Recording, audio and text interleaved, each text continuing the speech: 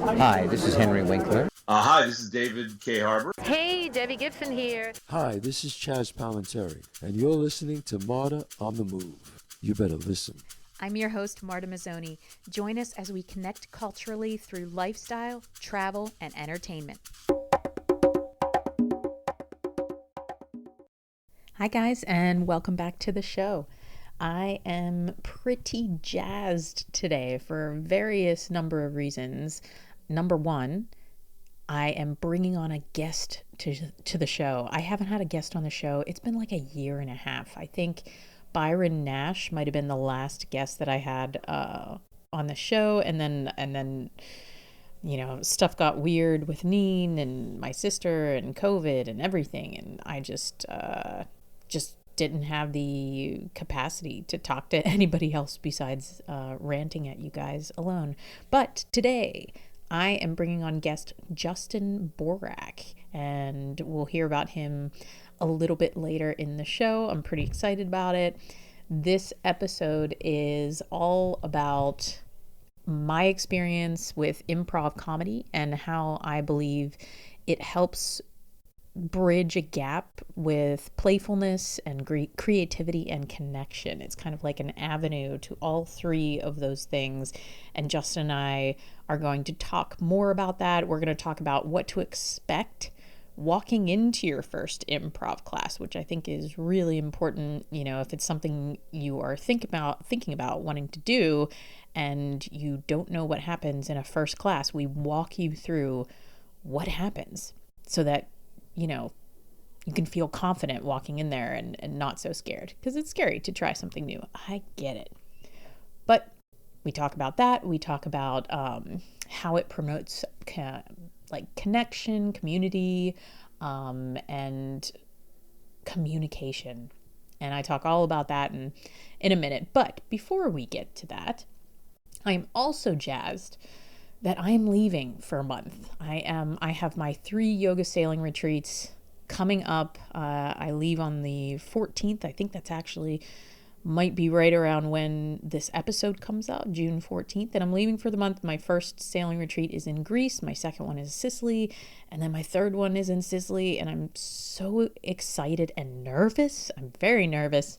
Anytime I have a big trip like this coming up, I always feel uncomfortable and stressed. And those are normal reactions to traveling. But I know on the opposite side of that is just pure bliss and freedom and new perspectives and cultures and all of those things. So I'm pretty excited about that. And I'm not packed yet. And I just bought my plane ticket yesterday, actually. Don't wait as long as I did. I just bought my plane ticket yesterday. But I wanted to tell you all that next year, a couple announcements. Next year, I officially am announcing the Thailand registration, and the dates for the yoga sailing retreat is going to begin on April 8th and running through the 15th. That registration is now open. Croatia, going back to one of my favorite places. Love it there. So magical. Best meal. I can pretty much hands down tell you the best meal you ever have in your life is on Croatia with me next year. August 26th it begins and it ends the 2nd, whatever that Saturday to Saturday is. And then I have a retreat in Sardinia / Corsica. And that is starting on the 2nd, actually, 2nd to the 9th of September. And I wanted to tell you all, if you have been following me and if you have been wanting to do some of these sailing retreats and, you know, you just haven't pulled the plug on them, next year's the time to do it, because after that year, I'm going to reassess. I'm going to pause instead of plan. If you're like me, you are a planner, and you just jump on whatever the next thing is. I'm going to pause for 2024. So there will be no sailing retreats. I say that right now, but I'm pretty sure there will be no sailing retreats. And if there are a sailing retreat, it's probably one I'm going to attend instead of plan. Instead of teach and plan, I'll just enjoy it, and like somebody else can plan it for me, which is really important when you're a planner and a control freak. So I would jump on that. If you are thinking at all about joining one of these, I don't know what's going to happen after next year. So this is a good opportunity to do that. Also, if you cannot afford to take that much time or money, I get it. So myself and Elizabeth Craig, a good friend of mine, created transformational wellness retreats, and we're starting them local out of Pittsburgh, Pennsylvania. It's about 2 hours away. So if you're in Philly, if you're in New York, if you're any of those places, it's not too far from you guys. It's about 2 hours away from Pittsburgh, and it is a transformational wellness retreat for ladies only. And it's taking place on September 8th through the 11th this year, 2022. We have 2-day options, we have 3-day options, and I'm just throwing out some things that are going to be happening during that time. Hiking, yoga, meditation, Reiki, self-love workshops, boundary workshops, just the most lovely food, stargazing, campfires, and most importantly, downtime, reflection time. Your booking includes your own private room with your own private bed. So it's just gonna be magical, guys. It's our first one hosting one of these, and I don't know. I mean, I'm sure if you've hosted anything before, like the first time you do anything, you throw everything into it. So you don't want to miss this one. Like, you really don't. We are really cutting our chops on this one, and we plan to continue to do them, but I'm not sure, that first one is always really, really special. And you get to be a part of it. It's at River Mountain. You can check the link below. And we have some deals going on for it. So until June 30th, we have $100 off your ticket. That's the early bird special. That's the price that's on the website. We also have a refer a friend discount. Like, if you refer a friend and they let them know, you get $50 off your booking. So that's awesome. Grab all your friends, grab your family, grab any woman that is ready to awaken, because that's the community we're looking to forge here.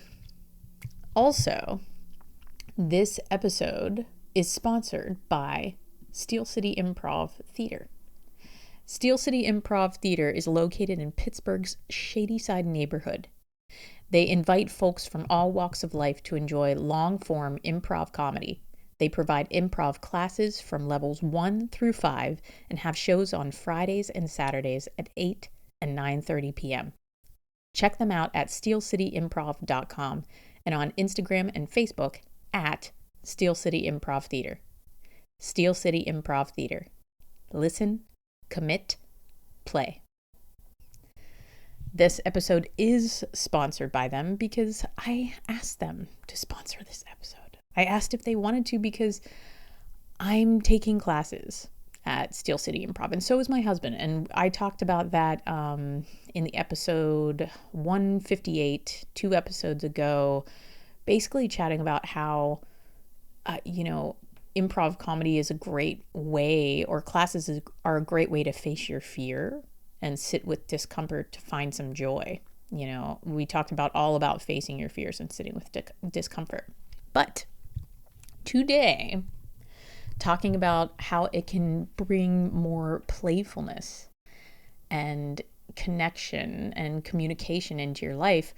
I wasn't done with this subject. I wanted to talk about it more. And in fact, I'll probably record another podcast about making meaningful relationships as you age. And I know improv will be a part of that. And Justin and I talk about that a little bit more as we get into the interview today. So aside from being a fun activity to participate in, improv has helped me personally communicate better with others. My brain feels sharper than it has in years. Phil and I's communication has improved a ton. And we always considered ourselves great at talking to one another, because we're great at talking to one another. But we've realized over the years that you can be great at talking, but not at communicating. Really important factor here. We have a tendency to talk over one another. We blame and judge. We get defensive. We assume. Assuming things get you in so much trouble. And it happens all the time. And we project. And I know we're not the only ones. Oh my goodness. I mean, it's a relationship. When you're with someone for a long period of time, you develop these habits and patterns, these communication patterns. It just happens. And these became really apparent when we started taking improv classes, when we started working with these practices and these games. It showed us. So what did it do? It helped us pause, and instead of waiting for our turn to speak, to really listen in to what the other person was saying, because we had to be able to respond to what was happening on stage. You had to listen. You were forced. It was great. So let me throw this out there. When we first started improv, if Phil and I were in a scene together, we would instantly fell into a pattern of blame or negativity. For example, if somebody throws out a location and they were like, a furniture department store, it instantly went into a blame game of maybe I was mad at him that he wasn't agreeing with the couch that I wanted, or maybe he was mad. And it's like, well, you didn't do this. Well, why are you blaming me? Well, you weren't there either. It was way true to real life, guys. and we found that was the first thing that we gravitated towards when we had to do a scene together, which was really fascinating. And it shows you a lot about how you communicate, how you say yes, but instead of yes, and. Like, oh no, not what you're doing, but how about this? So I'd like to take a pause here and be clear that improv comedy classes didn't entirely solve our problems. And I am not saying it is therapy or a replacement for therapy. It's just a lovely way of actually practicing how to communicate better. Because you learn, you learn from therapy, you listen to different self-help books, whatever. But to actually put these good habits into practice in a fun way allows your brain to strengthen those muscles, and that way they stick. You really practically use them. So anyways, it's one of the reasons I really love it. And so not only did it help our communication, but most importantly, Phil and I were playing again, truly playing. This past year with the death of Nina and my sister has been so rough, and I've actively been rediscovering how to play and find joy, because life is hard, life is dark, and it can sometimes be really, really easy to stay dark or to go dark or to be negative. It's easy to stay there. It's actually harder, but it's easy to not put in the work to try to be more light, to be more joyful. And it's so needed in our society right now. My God, with everything going on, I'm not going dark. Don't go dark, Marta. Stay light. But this class has allowed us to be more light. And I honestly just can't tell you how invaluable that is, because it has seeped into our lives, not just in class, but out of class. We're more forgiving of each other. We're more yes and with each other, not to be cliche, but we are. We're happier. We're happier. And we have new friends, and we can't wait for the next class to come. It's something to look forward to. It's like camp for adults, guys. Seriously, that's what it is. Here I am. I'm about to bring on Justin. Let's get into the interview and see what he has to say, hear a lot about him, and away we go. I've heard only great things from the other Justin, from Justin Zell, which in my mind, if Justin speaks highly of you, you got to be doing something well, because he doesn't get praise as too often, not in a bad way, but if it's... Oh yeah. I got really lucky. The way I mean, the first time Justin and I ever met was I called the theater when I was like moving down here for grad school. And I was like, hey man, I need my improv fix. I'm like from Chicago. Can I do improv? And we talked on the phone for like 4 hours on like a random Tuesday. And it ended with him being like, all right, well, you want to come do two prov next week? And then I just like showed up at the theater and we got lunch at Urban Tap and then did improv together for like just the two of us doing a mono scene for like 20 minutes. And it was great. And now I took his job. So it's awesome. I mean, he is very thankful. Yeah, he's the best. He is very thankful you took his job. I'm so excited you're on the show. I was just excited to chat. And my husband and I are taking improv. We started improv during like right before COVID. And then they gave us a credit because of COVID. And then we went back into it. It's really lovely to just sink our teeth into it. But we are really curious of how improv is in different cities compared to Pittsburgh. Because here, I'm a person that loves being inclusive, playing games, and I love board game nights and things like that. And I find Steel City to be extremely inclusive. Oh yeah. So we were curious how it was in different cities. And you, a little bit of an introduction. So Justin is a improv veteran. You've been working. You worked at Second City, which is a huge. It's a huge thing. People, know all the names. Yeah, it's the best. Right? Oh yeah, all of them. Very, very cool. And like IO and stuff. The Chicago improv community's the best. Truly amazing. Yeah. Yeah. So tell us a little bit more about kind of weaving in how improv is in different cities. And also, I would love to hear your story of how you got into improv. Yeah, no, for sure. So like I can start with like how I got into it. So I was doing stand-up for a long time. I was doing stand-up when I was like 15 and like very casually, and then just kind of going through all of my undergrad and stuff like that. And stand-up slowly like became my therapy, which was cool, but also like not the best thing in the world. So I wanted to find like a comedic outlet that didn't have to do, it wasn't just me like roasting my own personal life, which like is something stand-ups do. That's what we do. Yeah, exactly. And like I love doing stand-up, and now I do it in a much better way. But improv was kind of my like jump into that, and also wanted to do sketch writing. So I started doing improv down at Theater 99 in Charleston, South Carolina.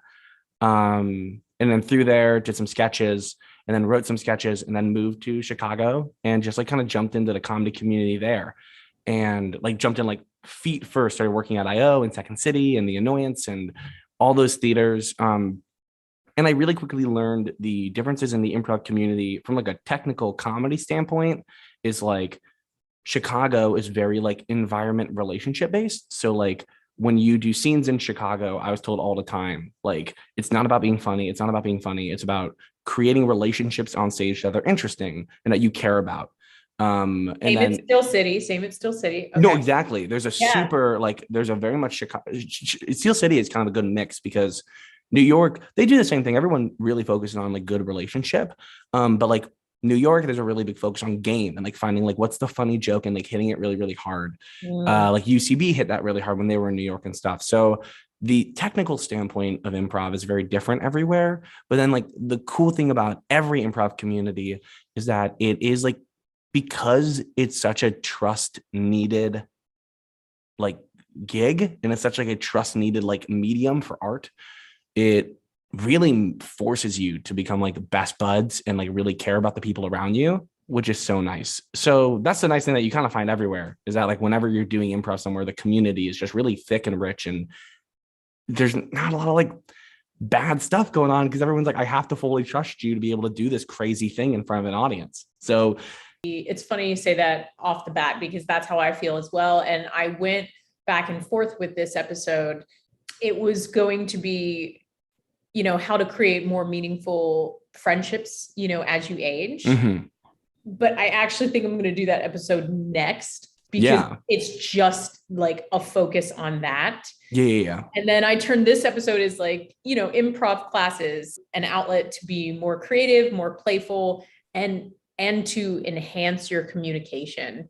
I am very excited to hear that it is not just Steel City. You know, we also have Arcade in Pittsburgh and all of these different places. It's like the best co-op game to me. Yes, Like 100%. everybody's working towards making it a great scene. Well, that's why I think, and I'm gonna nerd out for a second. That's why I think D&D goes like really well hand in hand with improvisers, like Dungeons and Dragons, because like it's just a bunch of people in a room trying to get on the same page in like a heightened reality that none of us are actually in. So we all have to be communicative and be on the same page for it to work. So like that level of communication skills is so important when it comes to like those co-op group games or like improv itself, especially when you're doing like really complex structures within improv, like the Herald or I don't know, like a Laurent or anything like that. Like it's tough to like make that work. So the communication skill has to be super high. And I think that begins with like something that we do here at Steel City is like, and I'm sure you know, because you took a couple classes here, is like office hours, which is just like a set time to go to the bar after and just chat with everybody. And that's like something that we didn't have in Chicago, but it still happened every single class. We didn't like need to call it something. Everyone was just like, I don't want to stop hanging out. Let's go hang out. Because we spent like 3 hours goofing with each other and trying to learn how to like play and get on the same page. So yeah, it's like that communication skill is so needed in like improv and these like co-op games or whatever, that it really does like affect your outside life in like a lot of ways. That's why I love teaching a level 1 class. My level 1 class has like a lawyer, a doctor, a nurse, all of the like a librarian, all these people that are just looking for a business person, like all these people that truly just like are looking for ways to communicate better and adapt to situations faster. And that like really lends itself to improv while also giving you an opportunity to like make new friends in a big city. When we showed up to improv, we didn't realize like we're really good at talking to one another, but we're not good at our communication needed work. Mm-hmm. You know, not saying like improv is therapy, you know, or a replacement for therapy. That's not what we're saying here, guys. But it allowed us to be able to recognize those habits and patterns that have possibly had us to blame one another or project or assume or talk over each other and not listen as much. And we noticed going through the class that we first becoming aware that we were doing it, and then we got to practice how to get unstuck of doing it. So improv for communication. Yes, people. Yeah.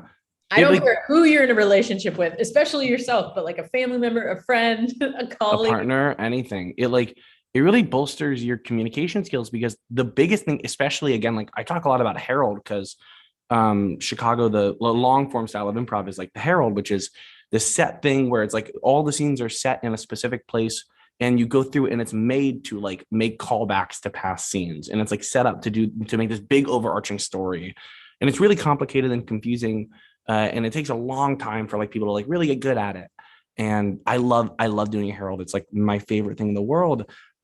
But the biggest thing I ever heard when I was learning it was like, the most important thing is not the words you say or the jokes you make or the environment you build. It's listening. It's like listening to your partner and like not assuming and like trying to really get on the same page as them as quickly as possible. And boiling everything down to that, just like listening and getting on the same page and not assuming and like understanding your person that you're on stage with and prioritizing your partner over everything is like the crux of improv. And it's also like the crux of life. And it's like how you build good relationships outside of this theater and outside of like anything like that. So I don't know. I teach down at West Virginia University where I'm getting my master's in acting right now. And I teach a lot of improv stuff. And it was really cool because a lot of the people that take my classes are like football players that are trying to get like an easy A in like a theater elective, right? But even like I start every class, I started the semester off by saying like, hey, like how can improv work for you? How can like adapting and listening and all that be better for you? And everyone said their profession. None of it was acting or comedy or anything. And everyone was like, and I think this is how it would help me. And it was. So it immediately got everybody off on the same page of like, this is how improv is helpful in like a million other situations. And I have a lawyer in my level 1. And they said something kind of profound that I haven't heard before of like, the way I thought about it was if I come here and I learn how to adapt and listen better and be better in these situations and be funny, All funny is to me is being confident. So like I can like go into a room and like if I know I can make a joke in this moment, even though it's not the moment to make a joke, I'm a lawyer, but like I'm still going to be more confident than I was before in that moment because I know like I'm thinking so fast. I literally thought of like a goofy thing to say. So just don't say that thing and just keep on moving on. It's just like building people's confidence in like scary situations that are like moving really, really fast. Which is kind of like life. So yeah. I completely agree. It's not only the ultimate trust fall that your partner supports you, but one thing that we have noticed, that Phil and I have noticed and we love, is the amount of diversity in each class that we have. Like I think it's really important to have, a diverse friend base, whether age or ethnicity, location. You'll never meet the same person twice. Like it's so diverse. It's so wonderful to just have this like just group of people show up to just play together. And because I've noticed that I've done improv games for pretty much my entire life. I'm like the icebreaker queen for like parties, for like events. I like viscerally hate to see someone standing in a corner alone. It's the worst. It's the worst because I know how that felt when I was younger. So like it's like for adults. So what I wanted to do with you now, and anything for people to try, if they don't want to try it, it's because they're afraid of it. And the only reason why they're afraid of it is because they just don't know it. So what I wanted to do now was for anybody that's thinking about taking an improv class, just going over basic, what are you stepping into in your first class? Yeah. If you were to step into like a level 1 improv class here at Steel City Improv Theater, it's a lot of like getting comfortable in your own skin and getting comfortable with the concept of a yes and.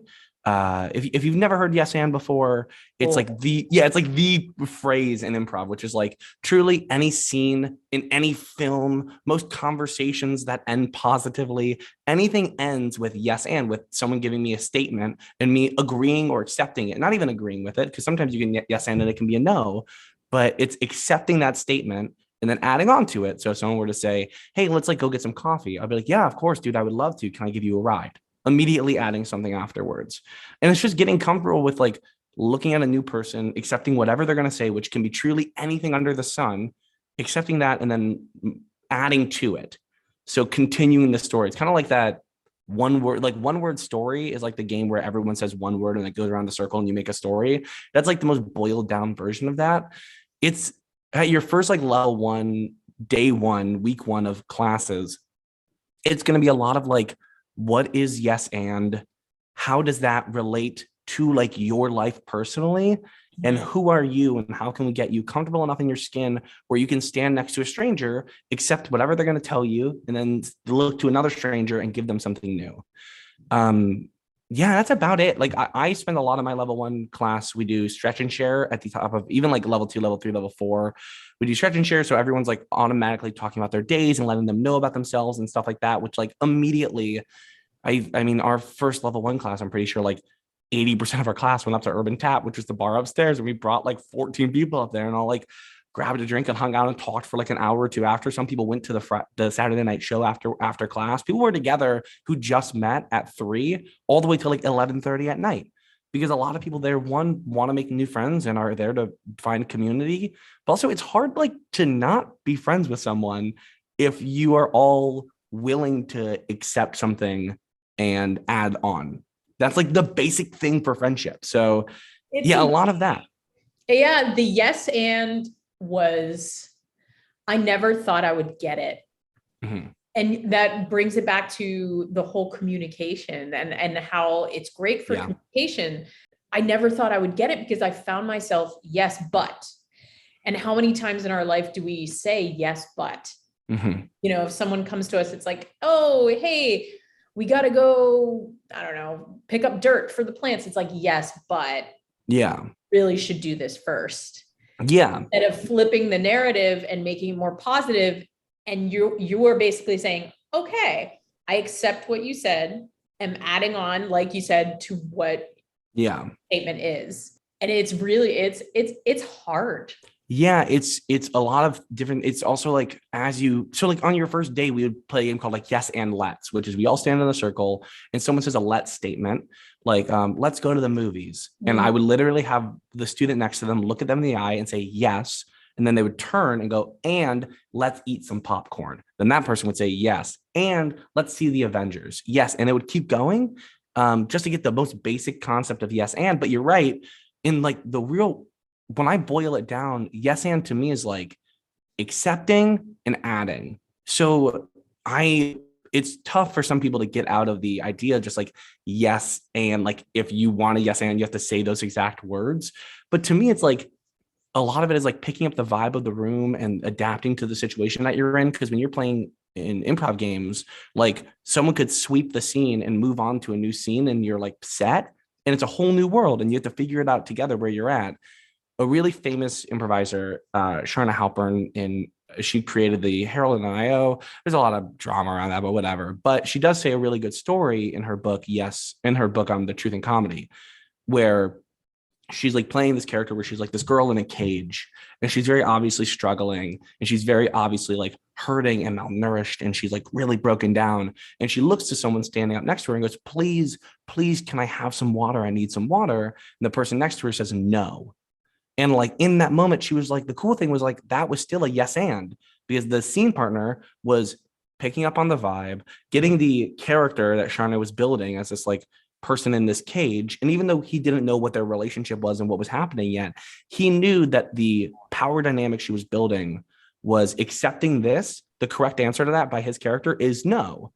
So like yes and isn't just saying yes and moving on. Yeah, it's not just the words. It's playing. It's like living in the moment. It comes down to that playfulness. And I think it's so important because as adults, I teach a yoga class on Fridays that I have turned into a play yoga class because I think it's so important to get out of our heads. And remind ourselves, we are just here to play.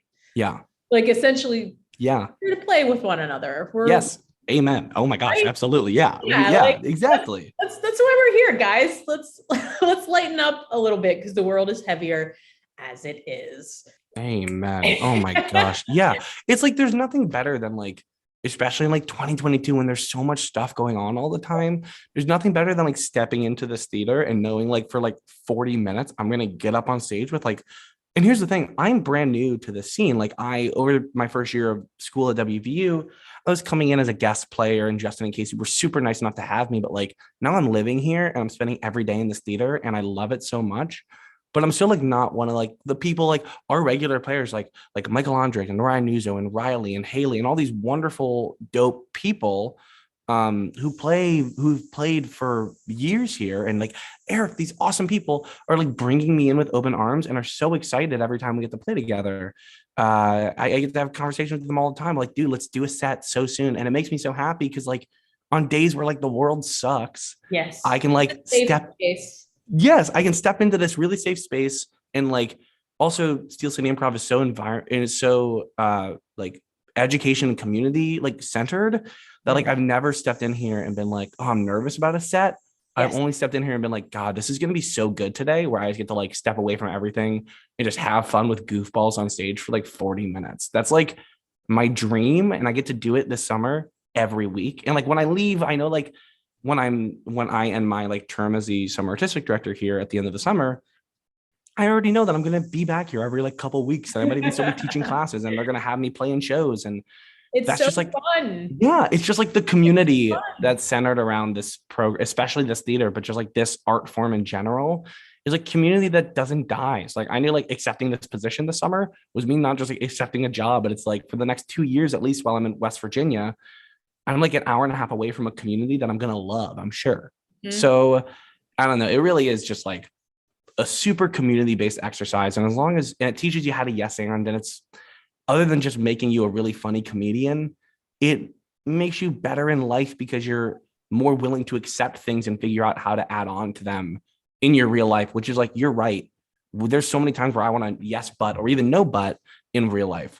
But like because of improv, I'm way more inclined to be like, yeah, let's figure out how to do this. Like, yes, I'm super in. And I think this is how we can do that kind of thing. Makes you a problem solver. If everybody could be a little bit more like that, can you imagine? Oh my gosh. I mean, I'm not gonna even go into that, but like my That'd be mind great. is blown. Yes. So I asked some of my classmates from level 2, and one of the girls, Liv, had a question for you. What aspect of improv gives you the most energy, do you think? What aspect of improv? I think like the idea of getting onto the same page with somebody, like really getting into it with somebody gives me like a bunch of energy. Like when I was in Chicago, I was on a team called Liar. And it was like my favorite team in the world.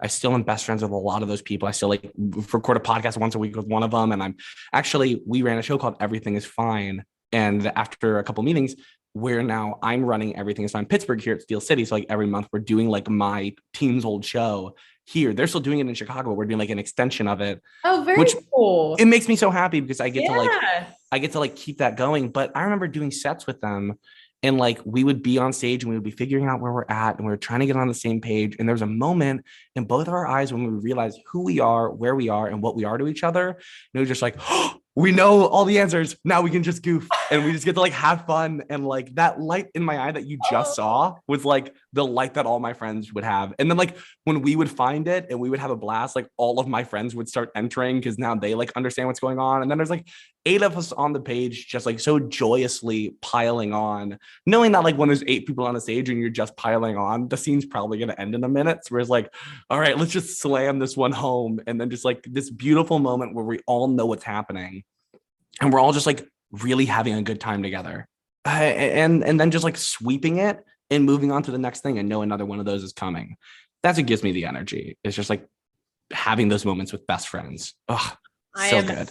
I am absolutely with you for that. There is nothing better than, like you said, like knowing where you are, knowing what's happening, and then the moment where you walk off stage and you all are just trying not to laugh out loud. Oh, I do. So loud. I'm the worst. If you come to one of my shows here, and I get to perform a lot here. If you were to go to Chicago and ask any one of my improv friends, I think like how they would describe me as an improviser, they would probably say like supportive, because I am like a grounded player who likes to support my friends and I don't do a lot of character stuff. But I think the first thing they would say is he breaks so much. I break, and breaking is like when you like laugh on stage, like when there's jokes and you're not supposed to laugh and you're supposed to be in a scene. Yeah. I'm constantly breaking because in my head, I'm like, it's all my best buds and they're making me laugh really hard. I'm just going to laugh. I don't care. I'm not going to hold it back. I mean, I just did a set this past week and my friend Shelby Garrett, who I did a set with, did this really funny bit where she would like put her face right next to my face and say like really, really just goofy, wild things. But her face was like right here. And it was like right on my cheek. And it was making me laugh so hard. And she was breaking me in front of everybody, a crowd full of like 50 people. And I just had to like start covering my mouth. And I was just, it was like my favorite moment of the entire weekend, of just like having a moment of just pure laughter and joy with like one of my best friends. Was just wonderful. So, oh God, I love it. I love it so much. But that's probably when I get the most energy and like excitement, when I'm like with somebody and super on the same page to the point where we're both like dying in front of everybody and everyone's just laughing with us. Well, yeah. I have to tell you, one of my other classmates from my improv class saw you perform. Oh, no way. Yes. And they said you give Ben Schwartz vibes. Oh my God, that's so nice. I love Ben Schwartz. He's like my favorite improviser. Oh, that's funny. I saw him in Middle Ditch Play. It was hysterical because when she wrote me this, I was like, I'm gonna tell him you said that. And she goes, oh God, I hope he takes it well. And I was like, well, I'll tell him it first. Oh my! I can't imagine him not taking that well. That's the best. That's the best compliment I think I've truly, and this is gonna sound very dramatic. That's like the best compliment I could physically get. If you ask anybody in my life and you say, who is Justin's like comedic icon, it's Ben Schwartz. He's like, I think he's That's hysterical. Well, this was Christina. If you see Christina, she was like, "Oh, he gives me all the bench work." oh my God. Wait, Christina, is she on one of the house teams here? Yes, she just. I know Christina. Yes, Oh, she's with Clark. They were in our they're class, in wait, and they're on medium rare. yes, They're so good. I They're know. wonderful. I'm so jealous. I was traveling, and I really wanted to try out for the house teams, and I was like, no, like Mhm. it's such a funny Yeah. thing because my husband right now is taking level 3 and I can't because I'm leaving for a month, and I'm like jealous but also so excited for him Yeah. as well. And it's the same way I feel about everybody. It's like, I just like, I'm sad we can't play. That's Yeah. literally like it. Like, but I hope you rock this out, but I'm sad we can't play. And I think the cool thing about like improv is like, even though if you like lose somebody in classes, there's always like we're doing house team auditions again at the end of August because like they're on like 3-month contracts. And while like medium rare, I think they're super funny. And like I'm talking about like how we can keep them around after contracts are over and how we can keep house teams and herald teams when the contracts are up, like still playing. But the cool thing is like 3 months from now, people could re-audition for house teams and get put onto a new team and play with new people. Or you can make an indie team and reach out to like literally me and say, hey, can we get a show? And like, I'm always looking for teams to do shows. So like my big thing is like in Chicago, when I wanted to play with a friend, I would just like be like, let's email everyone we know and see if they have like a 20-minute opening for us somewhere. And I would always find it. And we would always get to like do comedy on like a random Wednesday night that I had free. So that makes me very happy because I'm warning all of you that are listening to this. This is a warning. Like if you try improv, you'll probably get addicted to it. Yeah. It's because it is pure joy and fun and playfulness, and everybody likes playfulness, even like the most people that don't know they need it. But I will say these classes go to level 5. And I remember in level 1, the moment that I knew that I was going to be really into this. And I was like, oh no, what's going to happen? Like after level 5, like, what are we going to do? How's it? But I love that there's so many options. Like there's the jam and the draft where people can just show up or sign up, and there's teams and all that. I mean, there are teams like Classy and Relevant, the Crocodile's Dilemma, all those teams that repeat levels. Like, we're making new programs. There's the sketch program now. They're talking about bringing back the musical improv. There are workshops, like basically every like month we're trying to do workshops. We have one from Eric Burnett, who's doing one about like slowing down in 2-person scenes and like taking it slowly. And then I'm doing one on object work and environmental work. So like there's always stuff class-wise to do. But then there's also like, once you get through level 5, you're like an experienced vet. You can come to the draft and lead a team. You can like send an email to like me if I'm still here, or like Justin and Casey if they're back, and be like, hey, I got through the entire program. I really love it here. What can I do to get involved? And they're going to let you know about auditions. They're going to let you know about like the way we would do stuff in Chicago was like when teams were like low on numbers, we would have like auditions for a team. So like my Herald team that I'm coaching, Great Expectations, if at the end of their 3-month run, 5 of them want to like keep doing a monthly show or something, and 3 of them are like, I'm good, then we might like audition in like 2 or 3 new people and get those onto the Herald team. And medium rare might be the same, that kind of stuff. There's always opportunity. I love that. I love that. It's never stagnant. You know, my husband and I, after we took a couple different classes, we didn't get to play with each other as much because he was on a different team. That was so cool because he got to play with so many other new people. And then when we came back to playing with one another, we had learned so much from playing with different people. Thank you so much for coming on. Oh my gosh. Thank you for having me. Yeah, it was so lovely talking to you. Just so excited to encourage people to take a leap, to take like that first step and just, either look in their area, look in whatever town they have. There's an improv theater like everywhere. Truly, like and here's the thing, when I'm in West Virginia, it's like an hour and a half drive for me to Steel City. And I made that drive regularly, like once a month, very happily.